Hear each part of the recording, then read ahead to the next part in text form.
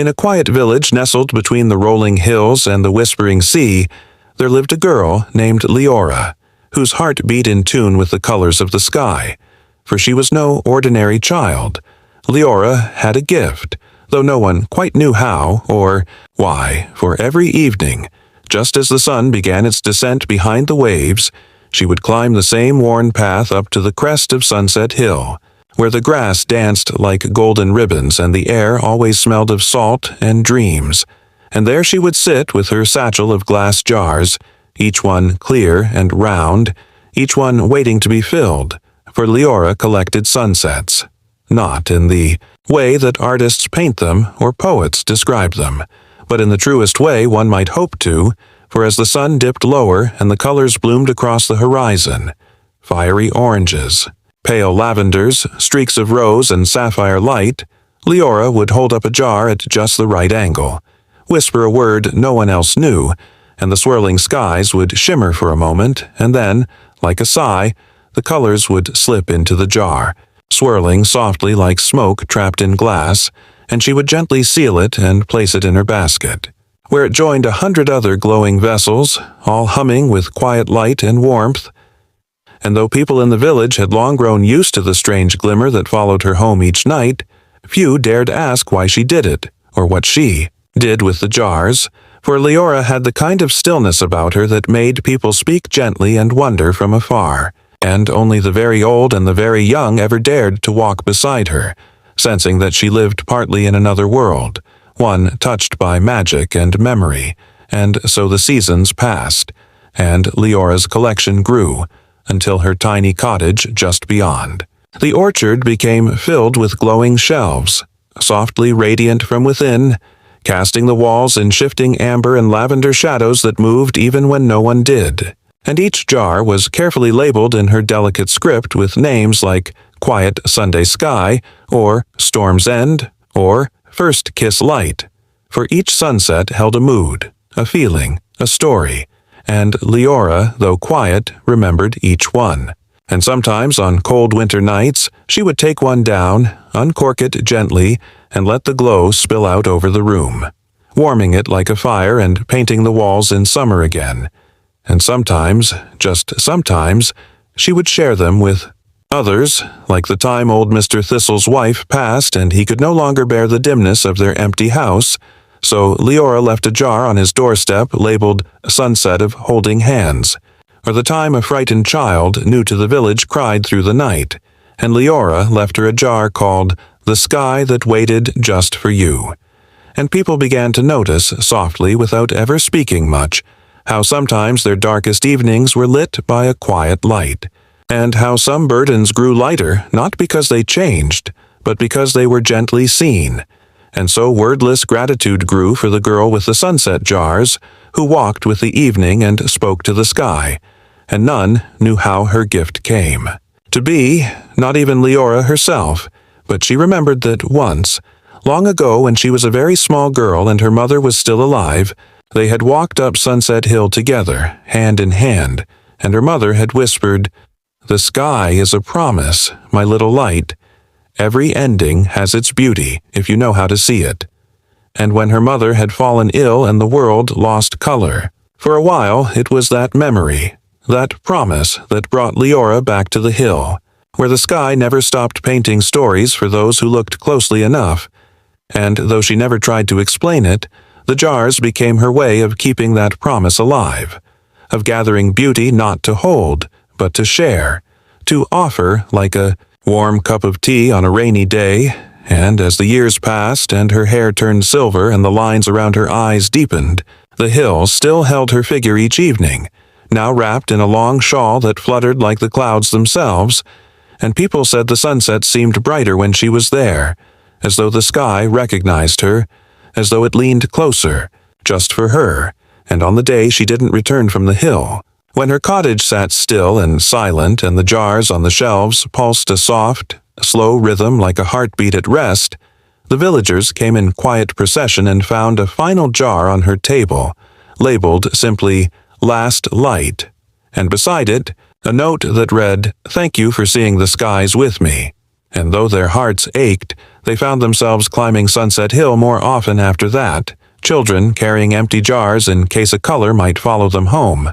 Old couples, holding hands as they watched the shifting hues, and slowly, quietly, the village learned to look up again, to notice the way the sun kissed the day goodbye, and in that looking, in that pause, they remembered Leora, not with words or monuments, but with silence and color and the kind of warmth that lingers after the sun has set. And some say that on certain evenings when the clouds dance and the sea glows just so, you can see a figure on the hill, shawl drifting like smoke, a jar in her hand, still collecting sunsets, still sharing their light with anyone who needs it most. Long after Leora's final sunset had been sealed, long after the village returned to its quiet rhythm of days and nights, there came a soft change in the wind that swept through the orchard trees and over the sleepy rooftops, carrying with it the faint scent of sea lavender and distant rain, and though no one said it aloud, the villagers felt it. A presence, a shift, as if the sky itself had paused to take a breath, and it was then that a child named Elian, curious and quiet with eyes the color of the horizon just before dusk, began to visit Leora's hill,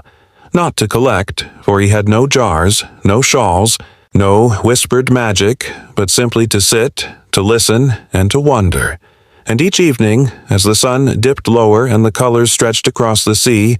Elian would lie on the soft grass, arms behind his head, and watch the sky as if it were telling him a secret only he could hear, and though he never spoke of it, not to his parents or the other children, he began to feel something inside him stir, a warmth, a glow, as though the sunsets were leaving something behind just for him, a thread of golden light that twined around his thoughts and dreams, and one day, as he wandered near Leora's cottage, now kept like a quiet shrine by the townsfolk, he noticed a door slightly ajar, not locked or forgotten, but gently inviting, and with hesitant steps he entered, expecting dust and silence, but instead finding warmth and color, for the jars still glowed, not with the steady hum of preservation, but with something more alive, more restless, and on the central table lay an open journal, filled with Leora's delicate handwriting, pages upon pages of sky notes, observations of color and feeling, names for light that no one had ever thought to speak, grief-touched gold, laughter behind clouds, hope's horizon. And as Elian traced his fingers over the ink, a quiet trembling began beneath his skin, like the stirring of leaves before a breeze, and he realized then that the sunsets had not stopped being gathered. They had simply begun to wait, to listen, to choose, and that somehow, impossibly, they had chosen him. And from that day forward he returned to the cottage each dusk, not with jars, but with pages, sketching, writing, naming, capturing with pencil what Leora once captured with light, and though he could not trap sunsets in glass, he found that when he described them just right, when the words matched the feeling and the feeling matched the sky, people would pause, would close their eyes and smile, and in that moment the sunset lived again, and over time the villagers began to visit him too, not to ask for light, but for stories, for poems, for the names of colors they had seen but never known how to hold, and Elian gave them freely,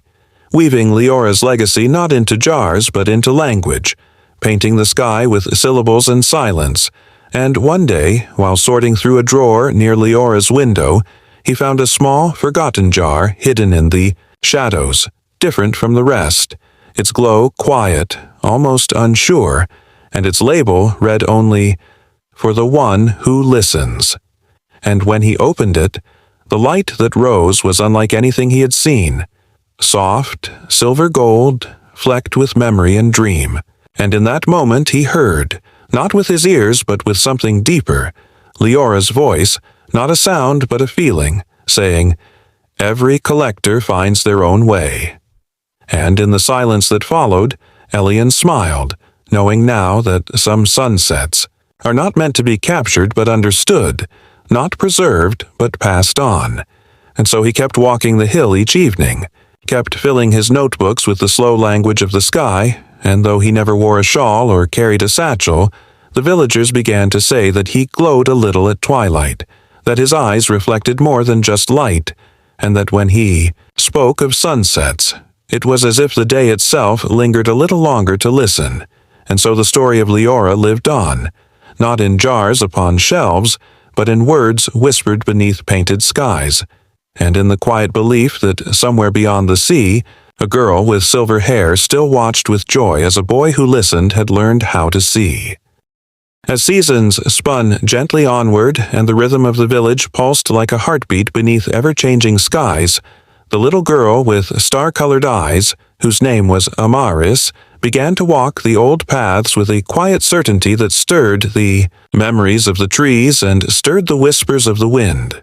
For though she was still young, there was something in her gaze that seemed to stretch beyond her years, as if she too had begun to hear the hidden language of the world, the slow and tender murmur of light and color that few bothered to notice, and Elian, who had once been the listener and now became the guide, watched her grow with a gentle pride, knowing that the truest gift of wonder is not in what it gives you, but in who it helps you become.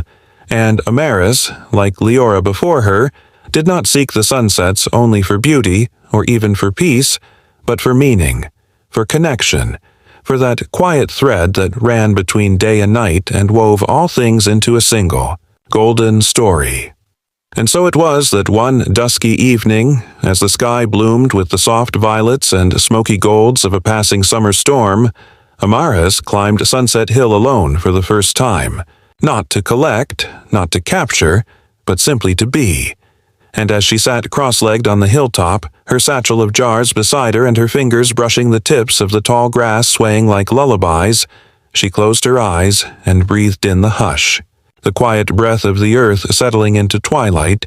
and in that stillness something stirred, not a sound or a vision, but a presence, like a memory shaped in air, and when she opened her eyes, she saw before her a figure, not solid, not ghostly, but something in between,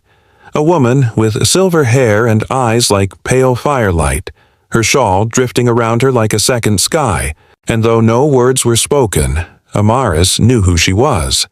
And Leora, the original collector, smiled with such deep warmth that the hill itself seemed to glow,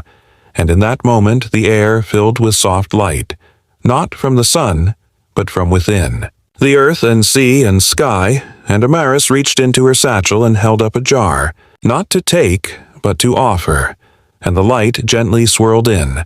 not captured, but accepted, and the jar glowed softly with a hue that had no name, something between memory and promise,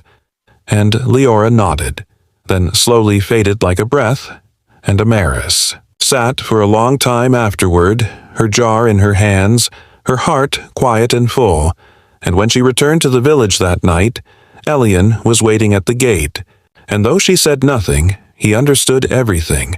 and together they lit a single candle and placed the jar beside it, letting its unnamed light flicker against the walls. And over the weeks that followed, Amaris began to write in her own journal. New names, new colors, new feelings, and the villagers noticed how their dreams grew softer, how their worries lifted more quickly, how children began pointing out skies they had never noticed before, and one day a traveler arrived, a woman with tired eyes and a heavy heart, and when she spoke of her grief, Amaris listened closely, then offered her a jar not yet sealed, filled with a new kind of sunset she had seen only once, a light that reminded her of what it feels like to begin again, and the woman wept, not with sadness but with release,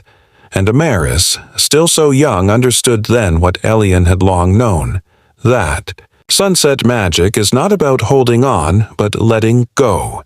not about keeping beauty, but recognizing it in its passing. And so the cottage filled again with the gentle rituals of light and silence, the shelves lined with jars both full and waiting, each one a story, a moment, a whisper of sky remembered,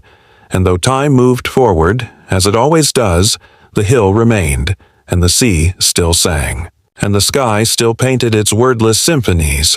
And now there were three who listened, Leora, Elien, and Amaris, each one a part of the long, unbroken story, each one a keeper of the fading light that somehow never fades. And in this way, without fanfare or end, the girl who collected sunsets became many, and the world, ever so gently, began to glow. In the quiet days that followed the soft glowing of the unnamed jar, the village slipped into a gentle rhythm that seemed almost enchanted, where mornings began with birdsong, and evenings folded themselves into layers of color so delicate they felt like a sigh, and Amaris, now older in presence, though still young in years, continued her twilight walks not just to the hill but to the forest paths, the river bends, the quiet edges of the world where light touched shadow and left secrets behind, and it was during one such wandering, as mist clung to the grass and the sky blushed with the final pinks of a fading sun, that she found something strange. Half buried in the roots of an old cedar tree, resting like a forgotten thought, was a broken glass jar, the kind Leora once used, but shattered along one side and humming ever so slightly with a color she could not name. And as she touched it, the broken light within pulsed, not with pain, but with memory. And in that moment, Amaris saw flickers, not of her own story, but of a distant place, far across the sea, where a storm had once scattered a sky full of gathered light, and the wind had stolen sunsets not yet named, sending them adrift across mountains and deserts, into canyons and clouds, where they now lay waiting to be remembered. And Amaris gasped, for the vision was not just a dream. It was a call, a gentle plea from the long-forgotten corners of the earth where fragments of the sky still lingered, lost and glowing faintly, in the dark. And when she told Elien, his eyes filled with a sadness and awe that only those who truly love the world can carry. And he opened a drawer beneath Leora's desk and revealed a map, old, weathered, and hand-drawn, dotted with markings she had never seen before, and he said quietly, "She always knew the light would one day scatter, that the sky would need someone new to find what was left behind.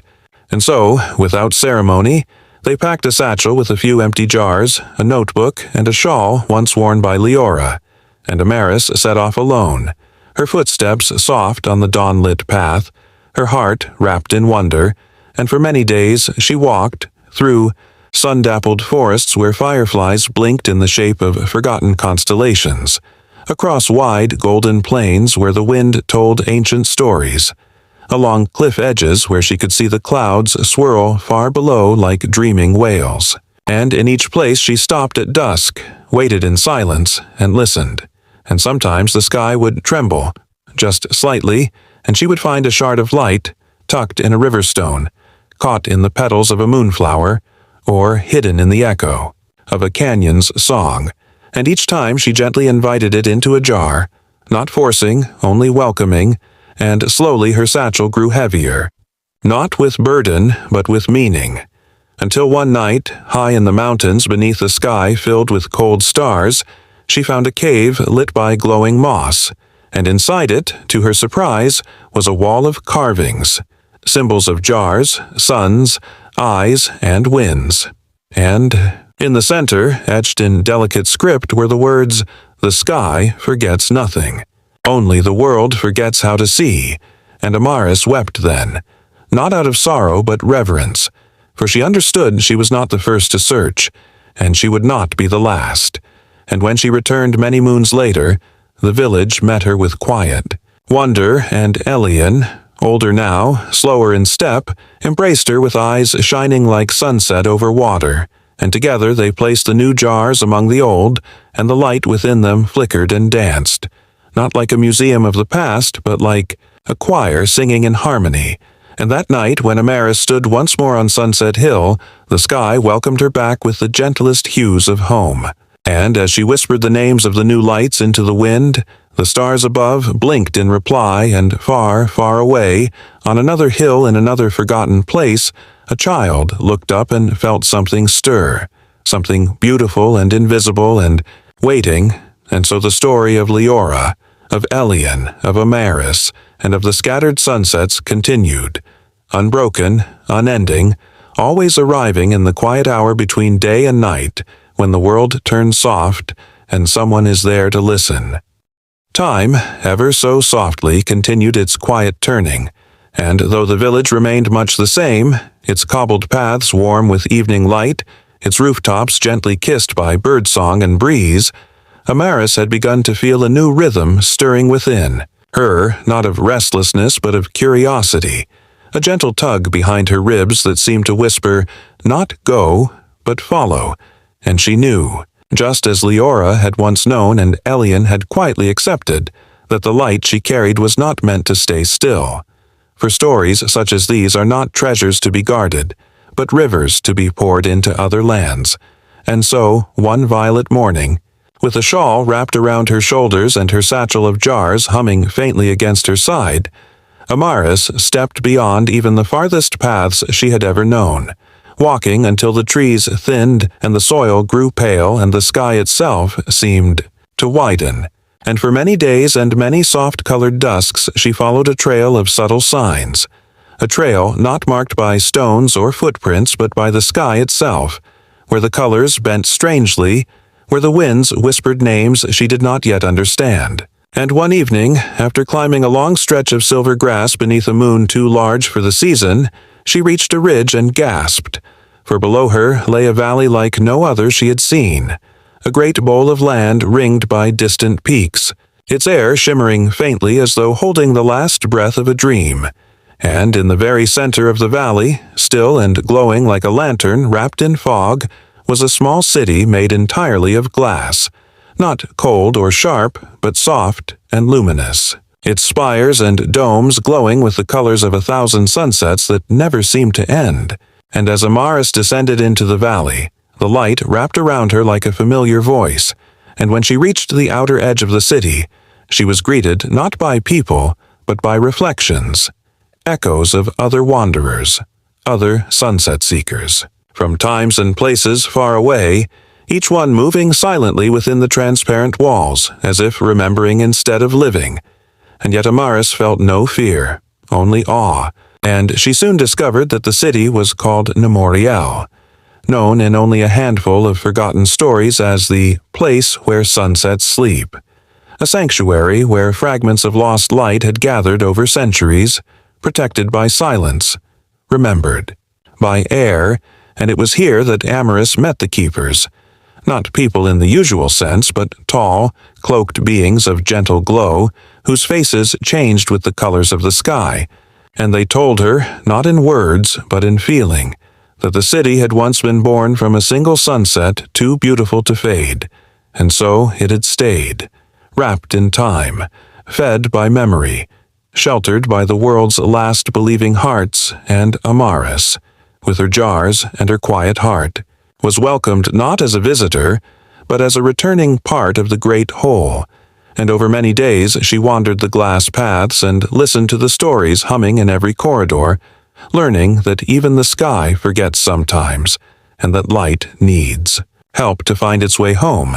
and so she shared her jars, placing them gently in empty alcoves where their colors joined the eternal glow of Nemoriel. And in turn she was gifted with a single vial, no larger than a thimble, filled with a swirling, living hue known only as the color between, said to form only when a sunset meets a memory it never knew it had, and when she finally left, weeks, or maybe years later, for time did not behave in Nemoriel as it did elsewhere, she carried the vial close to her heart, and though she returned at last to her own world, to Elian and the cottage and the hill that had waited for her without complaint, something in her eyes had changed, as though they now held whole skies within them, and on the first evening back, when she walked again up Sunset Hill, she poured the color between into the air without opening the vial, and it bloomed around her like a breath of the past and future, touching gently in the present. And the entire sky paused, just for a moment, as if bowing in gratitude, and far below, in the village where lamps were lit and lullabies were hummed, and dreams waited patiently behind closed eyes, the people looked up and smiled, though they did not know why, and so the light continued, not kept, not caught, but shared, passed gently from hand to heart to sky again, The work of wonder never finished. The story of the girl who collected sunsets still unfolding with every evening, wherever someone was quiet enough to listen. And so it was that Amaris returned not only with the color between resting silently in her memory, but with something far quieter, far deeper, a knowing that sunsets were not only things to be seen, but things to be remembered, and that memory itself could become light if one learned how to listen gently enough. And the days in the village resumed their slow, tender rhythm, the skies still blooming with quiet joy each evening, the jars lining the shelves now flickering with colors born not only of her own journey but of stories she had touched along the way, and Elian, who had grown a little slower and a little grayer, sat often in his garden under the trailing wisteria, his hands resting on a journal he no longer needed to write in, for the story had long since taken on a life of its own, and it was during one such golden evening, as the sun poured itself gently across the hills like a whisper of fire, that Amaris, sorting through an old wooden chest tucked behind the shelves, found a jar she did not recognize, dusty and long forgotten, its lid sealed with wax and a thread of gold, and inside was not light exactly, but a shimmer, faint, dreamlike, like the way a thought feels just before waking, and tied to the lid was a piece of parchment, worn thin with time, and in Leora's delicate handwriting it read, "For the one who walks beyond light. When the stars forget their names, take this to the place where the sky fell silent." And something stirred in Amaris then. Not fear, not worry, but a calling, as if the jar itself had waited lifetimes to be held again. And though neither she nor Elian spoke of it aloud, both knew that her journey was not done, that some sunsets do not fall. They vanish, slipping through cracks in the sky into places where even the horizon forgets how to glow. And so, once more, with a lantern of soft amber and her shawl around her shoulders, Amaris stepped beyond the known,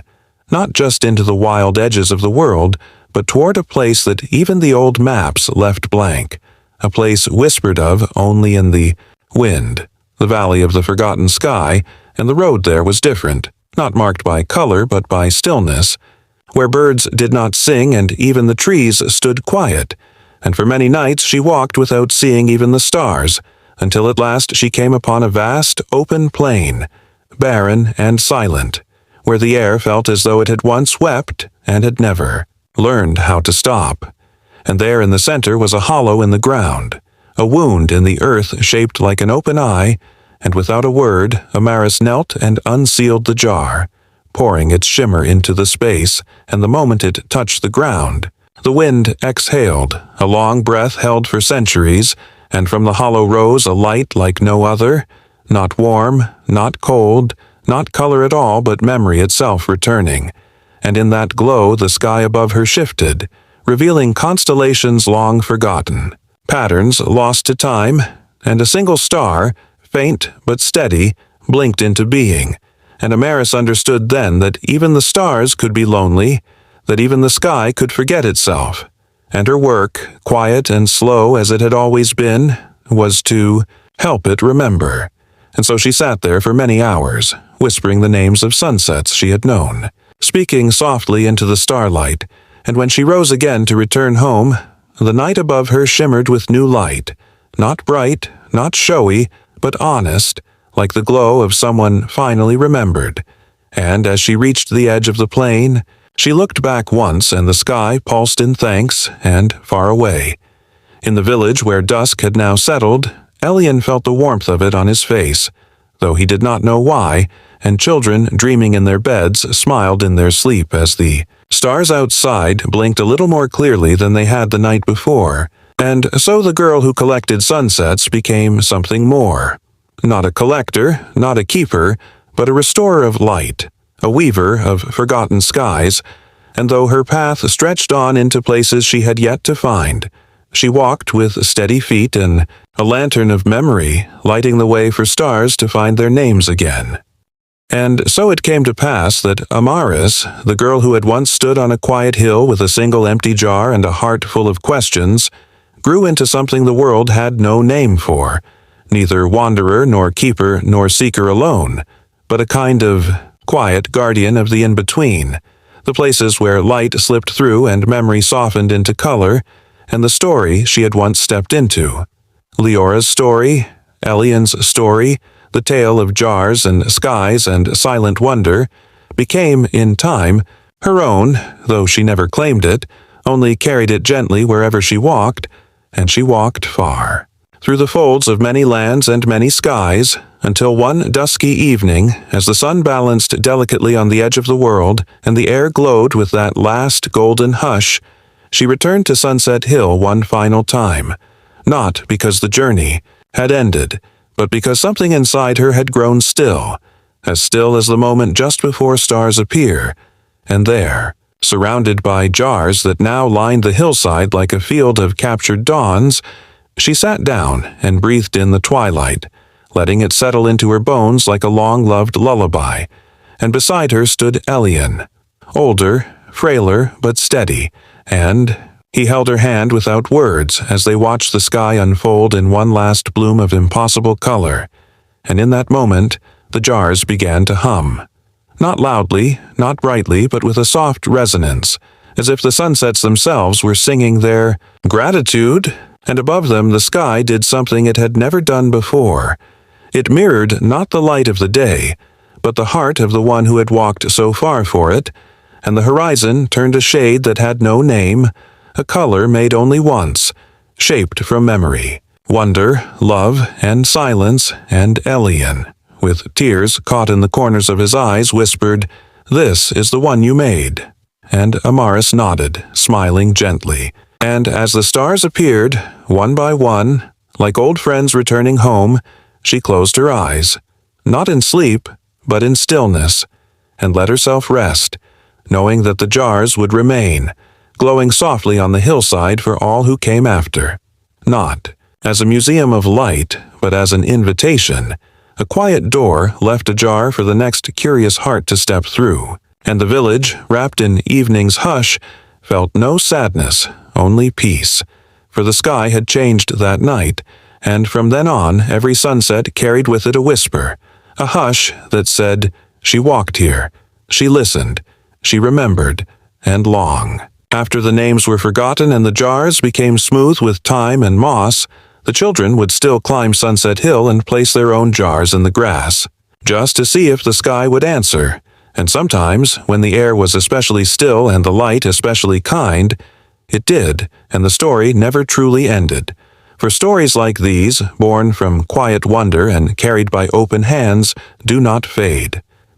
They become part of the sky itself, scattered gently across the world, waiting to be gathered again by those who know how to see.